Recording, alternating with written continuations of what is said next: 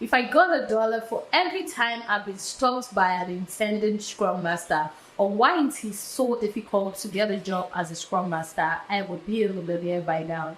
Hello, welcome back to the channel. My name is Busayo. I'm an Agile coach, and on this channel, what do? We basically train you on everything about Scrum, project management, the traditional methodology, you name it. We train you so you can go out there and become an Agile rock star. Right? Today, I'm going to be discussing with you 6 reasons why you will not get a job as a Scrum Master. Are you ready? Are you ready? Okay, let's go.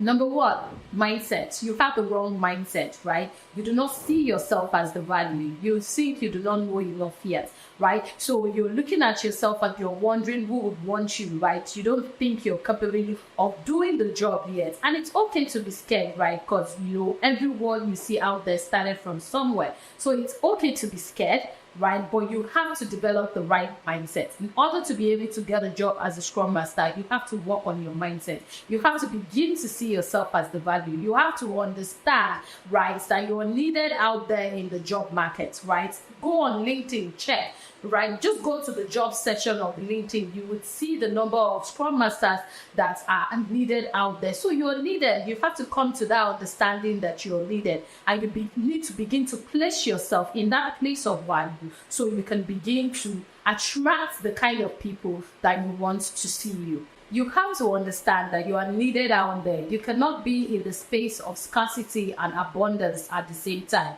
right? So your mindset needs to shift to that of abundance. You have to begin to think like you have that job. The company that you want wants you. You have to begin to see yourself as the value in order to be able to get a job as a Scrum Master. Then number 2, you do not have a proper training. What do I mean by that? So it's not just enough for you to, go on LinkedIn or go on YouTube or any of these other resource places, to get information. You have to be willing to invest, right, in getting proper training for this. And you can do this with so many organizations. There are so many accredited organizations that you can do this with, right? But you have to make sure that you get proper training for this, because you want to make sure that your foundation is solid so you can build on it as you go. Right? Number 3, you have also decided not to get certified. Getting the right certification gets your foot in the door. I cannot emphasize this enough.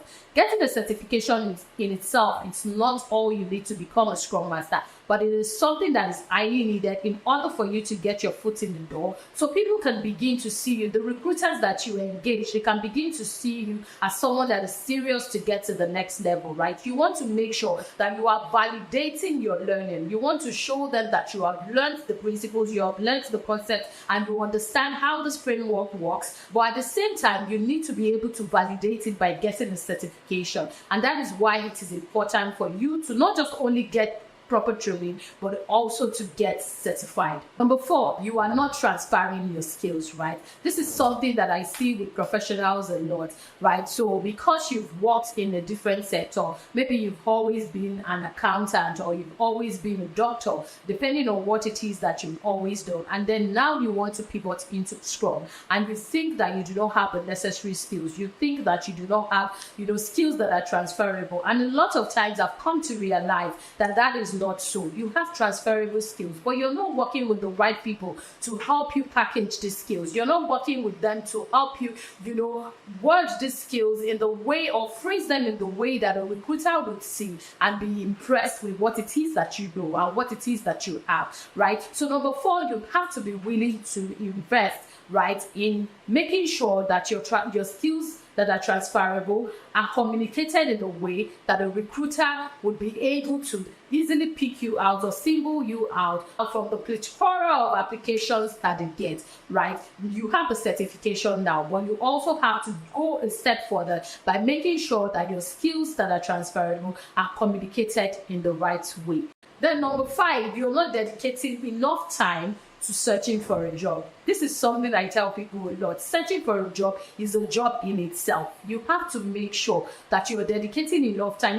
to search for this job, right? It is not just enough for you to throw in one application today, or throw in one application every week, or throw in one application every fortnight, right? That is not just enough. At that point, you're still not ready to get the kind of job that you want, right? The market is a bit saturated now because, you know, everybody is coming into the knowledge of Agile. Everybody is now beginning to wake up to this methodology, and as a result of that, the market is getting competitive. So you have to be willing to do your own part of making sure that you're dedicating enough time to searching for the job. And in searching for the job, you want to make sure that you're not just doing it haphazardly. You want to make sure that you're doing it in a way that is structured. You want to make sure that, apart from, you're not just using one resume for all the applications that you get, because that in itself is a problem, right? You want to make sure that you're tailoring your resume to each application before applying. So it's not just enough for you to say, oh, I've applied to 20 jobs today, or I applied